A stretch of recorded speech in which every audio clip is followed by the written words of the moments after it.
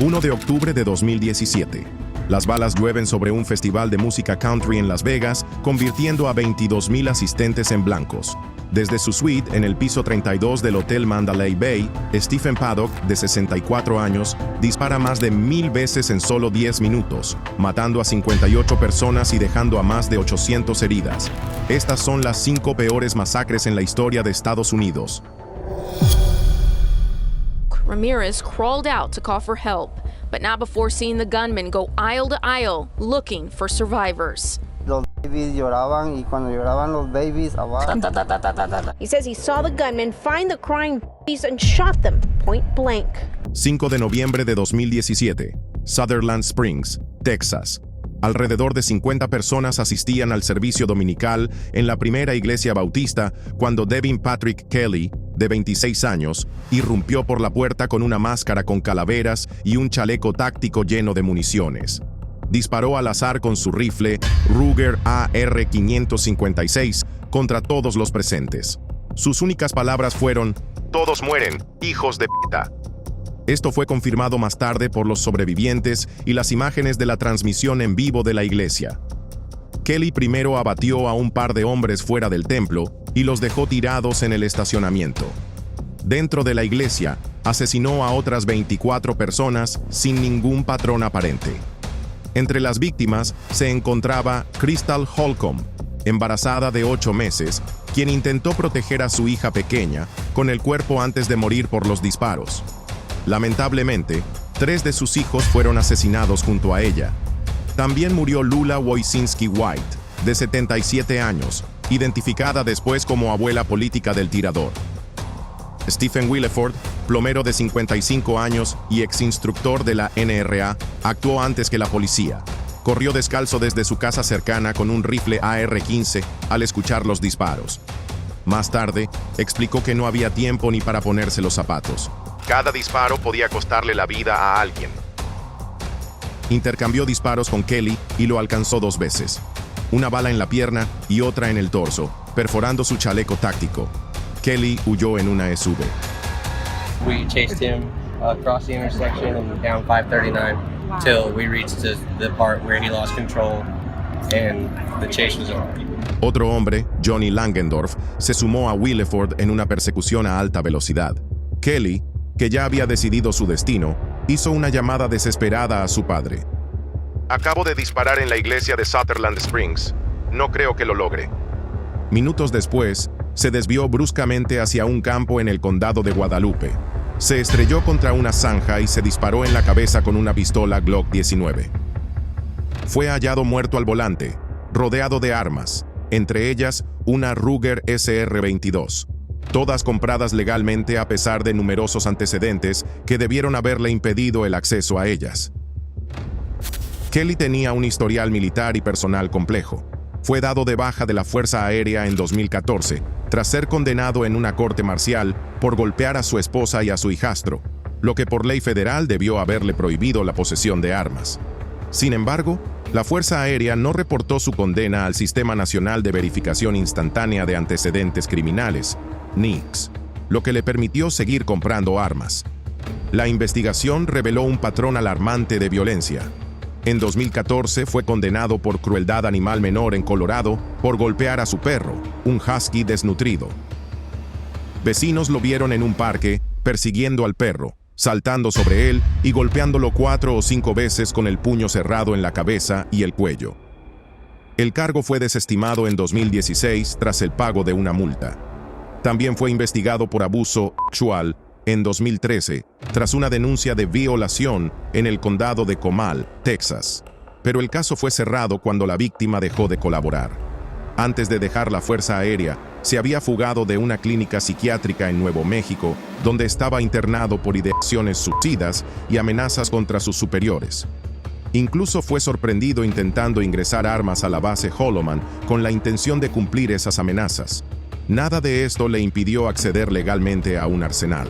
Compró el rifle Ruger AR-556, usado en el ataque en una tienda Academy Sports and Outdoors de San Antonio en 2016. The Associated Press is reporting that the suspect is Devin Kelly, seen here on a public Facebook account next to an image of a gun posted last week. El tiroteo dejó 26 muertos y 22 heridos. Legalmente, solo se pudo apuntar a terceros.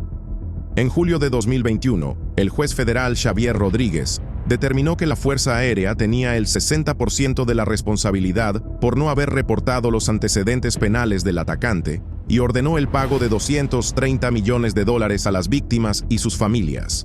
Sin embargo, tras una apelación del Departamento de Justicia, en abril de 2023 se llegó a un acuerdo por $144,5 millones. Las víctimas calificaron esta cifra como insuficiente y ofensiva en comparación con compensaciones por otros tiroteos. El debate sobre el control de armas volvió a encenderse tras una masacre que cobró la vida de 8 miembros de la familia Holcomb, incluyendo varios niños y un bebé por nacer, la hija del pastor local, y dejó a sobrevivientes como Chris Workman, paralizado de la cintura para abajo y enfrentando gastos médicos de por vida, o a muchos otros incapaces de escuchar el sonido de un helicóptero sin revivir el trauma del día en que los evacuaron en ambulancia aérea. A particularly contentious issue following the Sutherland Springs tragedy has been the fate of the church building itself. En agosto de 2021, luego de 4 años de discusiones políticas infructuosas y con el presidente Trump descartando el caso como un simple problema de salud mental, el pequeño pueblo de Sutherland Springs, de solo 400 habitantes, decidió demoler la iglesia de 100 años para construir un jardín de oración al aire libre en honor a las víctimas. Muchos miembros de la congregación veían el edificio como un recuerdo constante del horror. Esto derivó en una batalla legal con sobrevivientes y familiares de víctimas, quienes consideraban la demolición como una profanación de un espacio sagrado. Finalmente, en agosto de 2024, un juez falló a favor de la iglesia. El edificio fue demolido para dar paso a un nuevo espacio de sanación para esta comunidad. This morning, the Sandy Hook Elementary School was full of kids concerned about Christmas. And then, at 9:40 a.m., shots rang out. 14 de diciembre de 2012. Mientras comenzaban los anuncios matutinos en la escuela primaria Sandy Hook, en Newtown, Connecticut, un hombre vestido de negro disparó 11 balas contra el panel de vidrio reforzado de la puerta principal cerrada. Ese hombre era Adam Lanza. Una alarma silenciosa conectada al departamento de policía de Newtown se activó de inmediato, pero todo sucedió demasiado rápido. Las 2 primeras víctimas fueron adultos que reaccionaron al escuchar los disparos. La directora Dawn Hochsprung, de 47 años, y la psicóloga escolar Mary Sherlock, de 56, salieron al pasillo y fueron alcanzadas por una lluvia de balas. Sin embargo, Hochsprung logró realizar un último acto heroico que salvó muchas vidas. Usó el intercomunicador para gritar: ¡Tirador! ¡Quédense quietos! Algunas maestras, como Caitlin Roy Debler, reaccionaron en cuestión de segundos para proteger a sus alumnos. Ella atrincheró a sus 15 alumnos de primer grado en un baño, bloqueando la puerta con estanterías. Más tarde contó que les susurró a los niños asustados: «Ahora hay hombres malos allá afuera. Tenemos que esperar a que lleguen los buenos». Lanza fue directamente a 2 grupos de alumnos de primer grado. Al parecer, eligió los salones 8 y 10 porque estaban más cerca de la entrada. La maestra suplente Lauren Rousseau, de 30 años, actuó rápidamente y escondió a sus alumnos en un baño dentro del salón 8, pero no pudo hacer nada contra Lanza y su rifle AR-15. 5 minutos y 154 disparos después, la terapeuta conductual Rachel Davino, de 29 años, Rousseau y 14 niños yacían muertos en el suelo. Una niña, identificada solo como Niña 1 en documentos judiciales, relató una escena digna de una película de terror. Se manchó con la sangre de una compañera y se hizo la muerta para no llamar la atención del atacante. Solo cerré los ojos y me quedé quieta. En el aula 10, la maestra Victoria Soto, de 27 años, intentó otra estrategia. Escondió a sus alumnos en un armario y trató de desviar a Lanza diciéndole que estaban en el gimnasio. Pero 6 niños entraron en pánico al verlo armado e intentaron correr. Lanza les disparó a quemarropa mientras gritaban. Luego volvió y mató a Soto cuando trató de cubrir a 3 niños con su cuerpo. En medio del caos, un valiente alumno llamado Jesse Lewis gritó ¡Corran!, a sus compañeros y logró salvar a 9 de ellos antes de ser asesinado. The teacher's calm is matched by a storm of police activity. Word of possibly 2 shooters sparks searches of the surrounding area. Are rushed out of the school, single file, hands on shoulders, eyes squeezed shut. Los primeros oficiales llegaron a las 9:39 a.m., pero ya era demasiado tarde. El oficial William Chapman luego recordaría haber escuchado los últimos disparos y después un silencio aterrador. Adam Lanza se había quitado la vida con una pistola Glock 20 SF de 10 mm. La escena posterior fue un caos total. Se necesitaban muchas ambulancias para trasladar a las víctimas al hospital de Danbury, pero moverlas desde una estación de bomberos cercana donde se habían reunido fue un desastre logístico. Los padres esperaron durante horas mientras las autoridades identificaban a los niños. El estado de algunos cuerpos era tan terrible que ni los registros dentales bastaban. Los equipos médicos contaron después que, en algunos casos, solo pudieron identificar a los niños por su ropa. Los informes de autopsia, sellados durante años y revelados en 2020, indicaron que todas las víctimas murieron por múltiples disparos. Algunas recibieron entre 3 y 11 impactos. El descenso de Lanza al infierno había comenzado esa misma mañana. Aproximadamente a las 8:52 a.m., disparó 4 veces en la cabeza a su madre, Nancy, de 52 años, mientras dormía en su casa en Newtown. La policía descubrió que la mujer estaba en cama por una cirugía reciente y tenía 13 armas legalmente registradas en la casa. Después de asesinarla, Lanza se dirigió a la escuela. An obsession with mass murders, in particular the Columbine shootings. His entire world was, I think, planning some event like this shooting. Los investigadores descubrieron que había destruido su disco duro con un martillo, pero los expertos forenses lograron recuperar fragmentos de una hoja de cálculo titulada Tiroteos escolares, con detalles de 500 masacres en el mundo, y un cuento de 7 páginas titulado El gran libro de la abuela, sobre una mujer que asesina niños. Vivía como un prisionero, sin salir de su habitación, con bolsas negras tapando las ventanas. La decoración incluía algunos certificados de la Asociación Nacional del Rifle, un ejemplar de The Anarchist Cookbook y un artículo enmarcado sobre el tiroteo en una escuela Amish en 2006. Quienes lo conocieron lo describían como un joven extraño, tímido, incapaz de comunicarse o socializar. Llevaba al menos una década hundido en el aislamiento y, para 2010, se comunicaba con su madre solo por correo electrónico, aunque vivían en la misma casa. En 2014, un informe de la Oficina del Defensor del Menor reveló su historial médico: trastorno de integración sensorial, anorexia y trastorno obsesivo-compulsivo severo, hasta el punto de usar guantes para tocar picaportes. Había abandonado la secundaria y sus tutores recordaban que solo hablaba del videojuego Dance Dance Revolution y de tiroteos masivos. Todas las señales de alarma estaban ahí.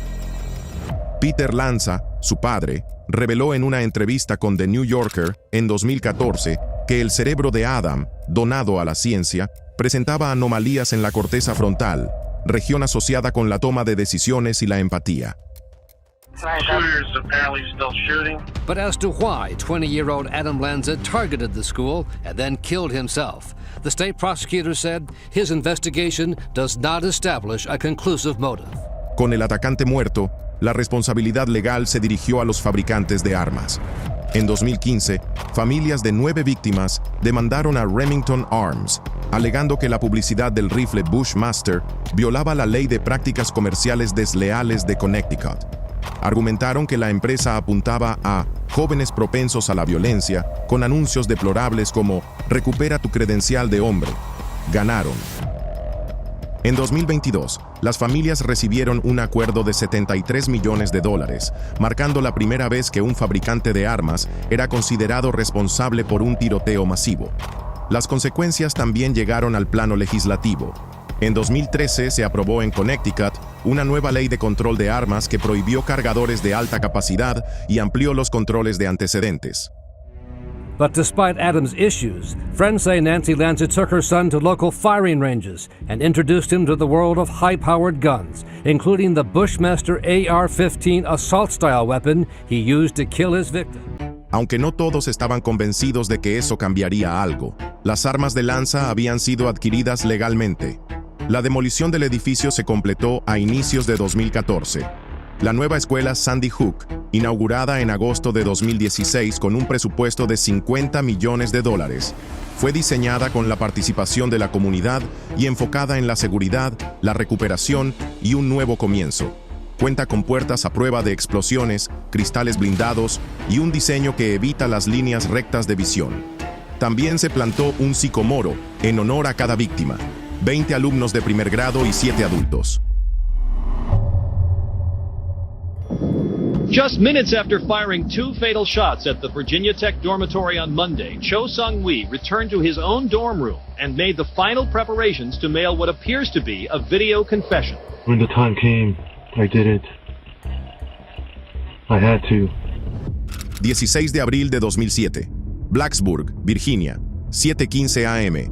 Seung-hui Cho, de 23 años, ciudadano surcoreano que emigró a Estados Unidos con su familia a los 8 años, viste una sudadera con capucha color granate y lleva una pistola Walter P22 calibre .22 mientras entra al dormitorio de la estudiante de primer año Emily Hilscher. Los primeros disparos fatales resuenan en el edificio West Ambler Johnston Hall cuando Cho asesina a Hilscher. Ella había pasado su tarjeta de acceso a las 7:10 a.m. luego de que su novio, Carl Thornhill, la dejara en la puerta. Este hombre sería inicialmente considerado sospechoso cuando la policía descubrió su colección de armas durante el interrogatorio.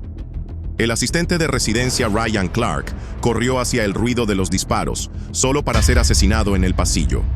Cho regresó a su dormitorio en Harper Hall después de los primeros asesinatos y procedió a borrar sus correos electrónicos y retirar el disco duro de su computadora. Luego se colocó un chaleco táctico negro, un detalle que más tarde fue confirmado por su compañero de cuarto, quien lo había visto a las 5:30 a.m. en ropa interior aplicándose crema para el acné. A las 9:01 a.m., Cho envió por correo una carta de 1.800 palabras desde la oficina postal de Blacksburg. El manifiesto escrito estaba acompañado de fotos suyas apuntando con armas y un video confesando los asesinatos que estaba a punto de cometer. Tuvieron 100.000 millones de oportunidades y formas de evitar este día, pero decidieron derramar mi sangre. Me arrinconaron y me dejaron solo una opción. La decisión fue suya. Ahora tienen sangre en las manos que jamás podrán limpiar. Cho ejecutó su plan meticulosamente, con una precisión casi militar. Llevaba semanas preparándolo. Llegó a las 9:40 a.m. con una mochila que contenía 19 cargadores de alta capacidad, 400 balas, además de cadenas y un martillo que había comprado en Home Depot. Para impedir que alguien interrumpiera su ataque, encadenó 3 entradas del edificio y les puso candados. Luego pegó en una puerta una nota escrita a mano con una amenaza de bomba. Si intentan abrir esta puerta, explotarán bombas. Algunos testigos más tarde relataron haber visto a un hombre encapuchado revisando el edificio Norris Hall días antes, haciendo una especie de ensayo el 14 de abril. Su primer objetivo fue el Salón 206, donde mató al profesor de hidrología G.B. Loganathan y a 9 estudiantes con disparos ejecutados al estilo de una ejecución. Solo 4 sobrevivieron haciéndose pasar por muertos debajo de los escritorios. Luego fue al Salón 207. El profesor de alemán Jamie Bishop fue alcanzado por varios disparos mientras intentaba proteger a sus estudiantes con su cuerpo. En el Salón 211, donde la profesora Jocelyn Couture Nowak daba una clase de francés, el cadete de la Fuerza Aérea Matthew Laporte se lanzó sobre Cho en un intento por desarmarlo. Recibió 7 disparos antes de morir. En los minutos de caos que siguieron, el sobreviviente del Holocausto de 76 años, Liviu Librescu, profesor de aeronáutica nacido en Rumania, bloqueó con su cuerpo la puerta del Salón 2004. Logró frenar el avance de Cho el tiempo suficiente para que 22 alumnos escaparan por las ventanas. Los testigos lo recordaron como un héroe y contaron que gritó: ¡Corran! ¡Yo lo detendré! Librescu recibió varios disparos a través de la puerta de madera y cayó justo después de que el último estudiante lograra escapar. El análisis forense de la escena reveló que Cho disparó 174 veces en 11 minutos, recargando 17 veces mientras alternaba entre su Walter P22 y una Glock 19. Antes de que alguien pudiera detenerlo, se disparó en la cabeza. La policía lo encontró muerto cerca del cuerpo de Rima Samaja, una joven de 18 años y bailarina que había asistido a la misma secundaria que Cho, aunque nunca hablaron entre ellos. Though he tried to cover his tracks by filing down the serial numbers on his guns, he obviously wanted the world to know who was responsible for the worst mass shooting in America. He began working on these materials at least 6 days beforehand. La investigación reveló que el descenso de Cho hacia la violencia llevaba años gestándose. Fue diagnosticado con mutismo selectivo y depresión severa en la secundaria, y decía tener una novia imaginaria llamada Jelly, una supermodelo espacial que lo llamaba Spanky. Tal como se vio en el caso de Adam Lanza, Cho fue mostrando señales de alerta una tras otra. En Virginia Tech, sus trabajos de escritura creativa en 2005 estaban llenos de fantasías explícitas sobre tiroteos escolares, lo que llevó a la profesora Nikki Giovanni a expulsarlo de clase. 2 estudiantes denunciaron que las acosaba, lo que derivó en una evaluación psiquiátrica ordenada por un tribunal. Fue declarado peligro inminente luego de esas evaluaciones psicológicas. Y aún así, el sistema falló una vez más. Un vacío legal le permitió pasar los controles federales de antecedentes. En ese momento, Virginia solo reportaba las internaciones psiquiátricas involuntarias a la base de datos del Sistema Nacional Instantáneo de Verificación de Antecedentes Penales, NICS, que los vendedores de armas deben consultar antes de vender un arma. Como la orden de tratamiento de Cho fue ambulatoria, nunca se ingresó en el NICS. A pesar de que el tribunal le había prohibido comprar armas, esa restricción existía únicamente en papeles olvidados en un archivo. Cuando compró su Glock 19 y su Walther P22 en 2007, los empleados de las armerías hicieron lo que debían y consultaron su nombre en el sistema. Como no había ningún antecedente registrado, recibieron la respuesta de aprobado. Cho tenía armas literalmente al alcance todos los días. La tienda JND Pawnbrokers, donde compró la Walther, era visible desde la ventana de su dormitorio.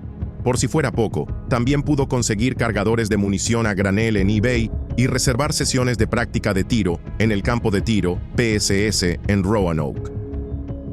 Algunos testigos incluso lo vieron allí, filmándose en la misma camioneta Kia alquilada que usaría para grabar su manifiesto. The first email didn't go out until 2 hours after Seung-Hui Cho killed 2 students in a dorm. By then, he was already chaining the doors to a building where he then killed 30 more students and faculty. Las alertas tardías de la universidad también jugaron un rol fundamental en la tragedia. Un correo electrónico enviado a las 9:26 a.m. sobre los disparos en el dormitorio y otro a las 9:50 a.m., alertando sobre un tirador activo, violaron los protocolos del Acta Clery, lo que resultó en una multa federal de $32,500 en 2014. Las familias de Erin Peterson y Julia Pride, víctimas del edificio Norris Hall, rechazaron el acuerdo de 11 millones ofrecido por Virginia para iniciar una demanda por homicidio culposo. Aunque ganaron un veredicto de 4 millones en un juicio conjurado, la Corte Suprema del Estado lo anuló, alegando que la universidad no podía haber anticipado razonablemente un segundo ataque por parte de Cho, después de haber clasificado inicialmente los asesinatos del dormitorio como un conflicto doméstico aislado. El tiroteo en Virginia Tech dejó un saldo final de 32 personas muertas, incluido el atacante, Seung-Hui Cho. Además, 17 personas resultaron heridas por disparos y otras 6 sufrieron lesiones al saltar por las ventanas para escapar. Mateen then leaves the building, but returns less than 10 minutes later and almost immediately opens fire into the main part of the club with his semi-automatic rifle. 12 de junio de 2016. Orlando, Florida, 2:0 a.m. La música suena fuerte en Pulse, un popular club LGBTQ+, repleto de asistentes, en su mayoría latinos y puertorriqueños, que celebran la vibrante Noche Latina. De pronto, entre la música, se escuchan disparos. La multitud ve aparecer a un atacante. Omar Mateen, un guardia de seguridad de 29 años, entra al club armado con un rifle semiautomático y una Glock y abre fuego. Mateen evitó al oficial de policía que trabajaba como seguridad fuera del local e ingresó por la entrada sur. El ataque comenzó sin advertencia y muchos clientes confundieron los disparos con parte del espectáculo, como si fueran fuegos artificiales. Pero el pánico se apoderó del lugar en cuanto todos comprendieron lo que estaba ocurriendo. Testigos vieron a Mateen avanzar con calma por el club, disparando al azar contra la multitud. Algunos incluso relataron cómo apuntaba directamente a quienes intentaban escapar. Las personas intentaban esconderse donde podían. El portero, un veterano del cuerpo de marines, logró abrir una puerta de salida, permitiendo que unas 70 personas escaparan. As they search inside for Mateen, they are seen stepping over victims Get outside! and evacuating as many who are still alive as possible. Los primeros policías llegaron al lugar e intercambiaron disparos esporádicos con el atacante, pero para entonces ya había disparado unas 200 balas contra los presentes.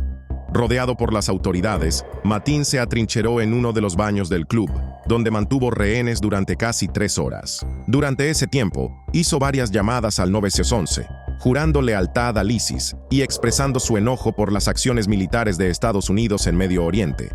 La tensión aumentó cuando aseguró que tenía explosivos y francotiradores afuera del club, aunque las autoridades no sabían si decía la verdad o estaba mintiendo. Poco después de las 5:00 am, un equipo SWAT irrumpió en el edificio estrellando un vehículo blindado contra una de las paredes exteriores. Mateen intentó enfrentarlos y fue abatido en un tiroteo a las 5:14 am. Recibió 8 disparos.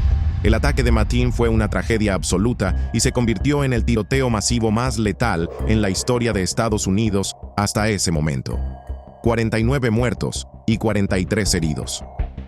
Moments later, we learn it's a controlled explosion set off by police to distract the gunman.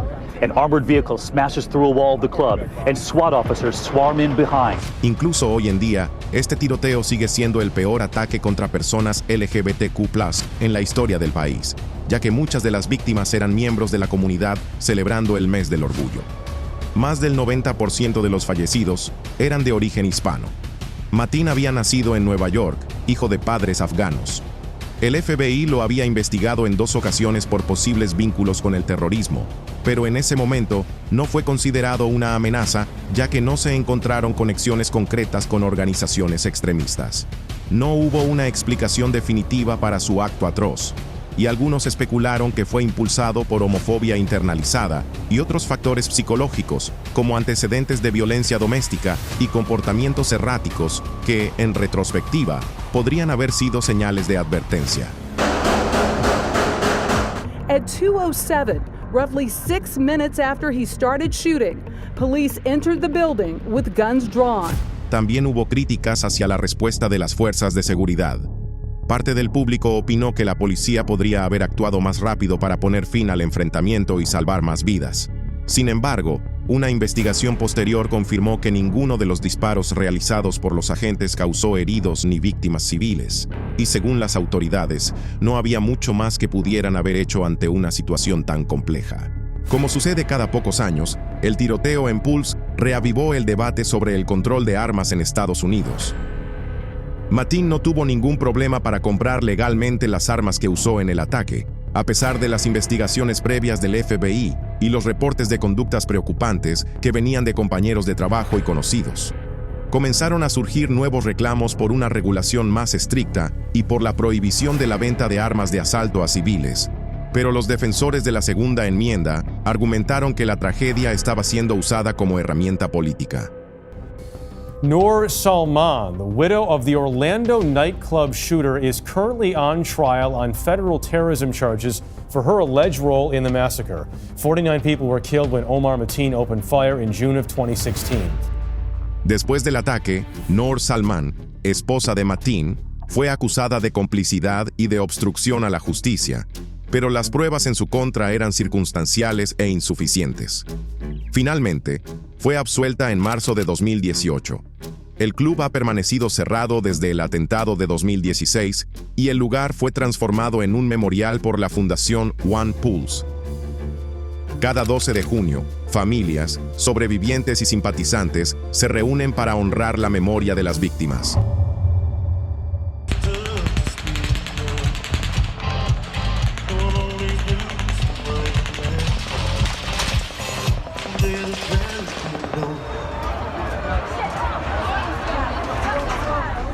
...1 de octubre de 2017. Es la noche final del Route 91 Harvest Music Festival en Las Vegas, Nevada.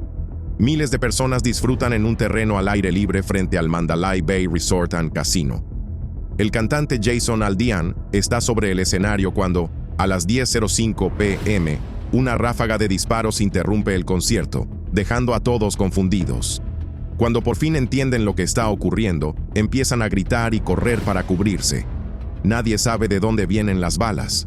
Lo que no sabían es que estaba comenzando el tiroteo masivo más letal en la historia moderna de Estados Unidos. Desde una ubicación estratégicamente escogida en el piso 32 del Hotel Mandalay Bay, Stephen Paddock, de 64 años, ejecutó meticulosamente este ataque inimaginable. El hombre se había registrado en una suite días antes y la abasteció con una cantidad absurda de armas y municiones. Para llevar todo ese arsenal sin levantar sospechas, hizo varios viajes entre el Mandalay Bay y su casa en Mesquite, Nevada, con paradas ocasionales en The Ogden, un complejo de departamentos intermedio.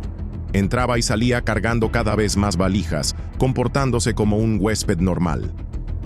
Cada movimiento que hizo dentro del hotel quedó registrado por las cámaras de seguridad, pero nunca levantó sospechas.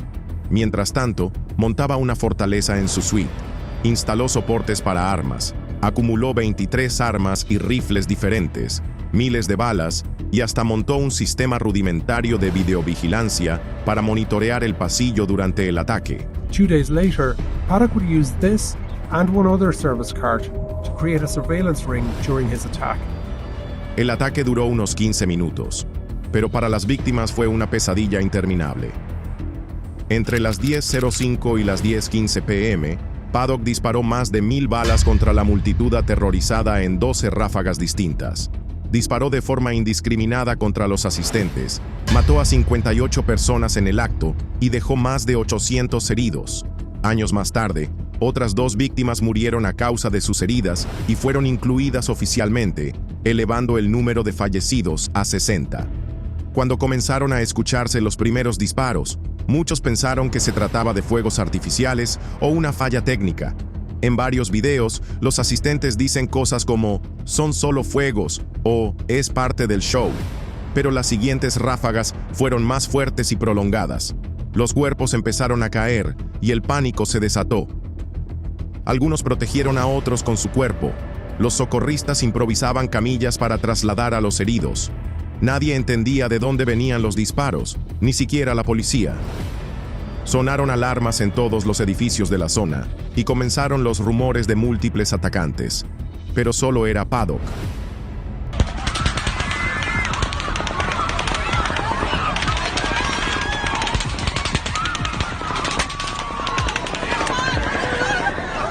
Dentro del Mandalay Bay, el guardia de seguridad Jesús Campos fue enviado a investigar una alerta de puerta abierta en el piso 32, poco antes de las 10:00 p.m.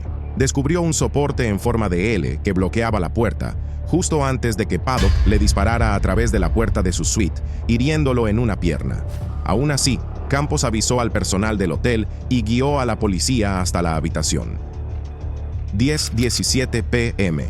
Las ráfagas de balas sobre la calle habían cesado. Los agentes llegaron al piso 32 y comenzaron a evacuar habitaciones. No fue hasta las 11:20 p.m., más de una hora después del primer disparo, que lograron detonar la puerta de la suite con explosivos. No hubo resistencia. Como en muchos otros casos de tiroteos masivos, Paddock se había quitado la vida. Control 590K, I have a team of 4. We're going to make entry to the shark. We need to make a contact to the suspect, see if we can get up to him. 169, we're doing that right now. 32nd floor. Paddock no dejó un manifiesto, ni una nota de suicidio, ni una explicación clara. Solo dejó confusión. Nadie, ni siquiera su hermano, entendía por qué lo hizo. La investigación reveló una planificación tan meticulosa que resultaba difícil de creer. Cámaras colocadas para vigilar el pasillo, notas detalladas calculando trayectorias de bala, un sistema logístico para ingresar más de 20 armas, y documentos financieros que mostraban cómo había perdido una gran fortuna apostando. Pero no había ningún motivo concreto. No tenía vínculos con extremistas, ni historial de violencia, ni venganzas personales, nada. Con el atacante muerto, las demandas apuntaron a las corporaciones. Se inició una batalla legal contra MGM Resorts International, propietaria del Mandalay Bay, fabricantes de armas y distribuidores cuyos productos fueron usados en el ataque.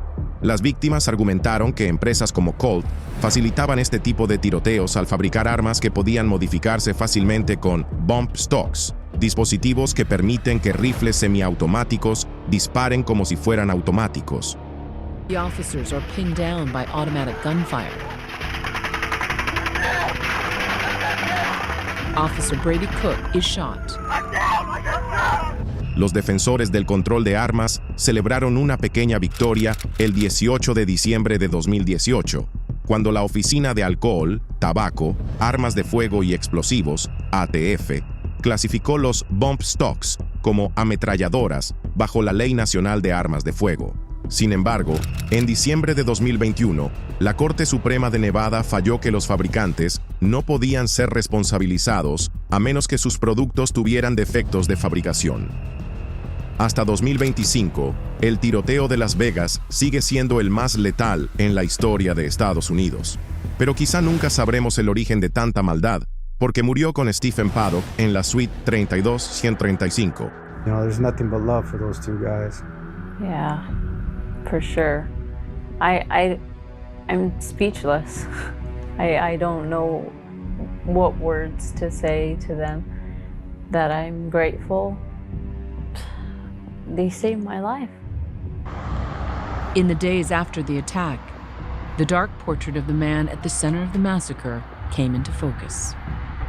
The shooter, 64-year-old Stephen Paddock, a retired accountant and real estate investor, at one point a net worth of just over $2 million. But the scale and scope of what he did and how he did it remained a mystery.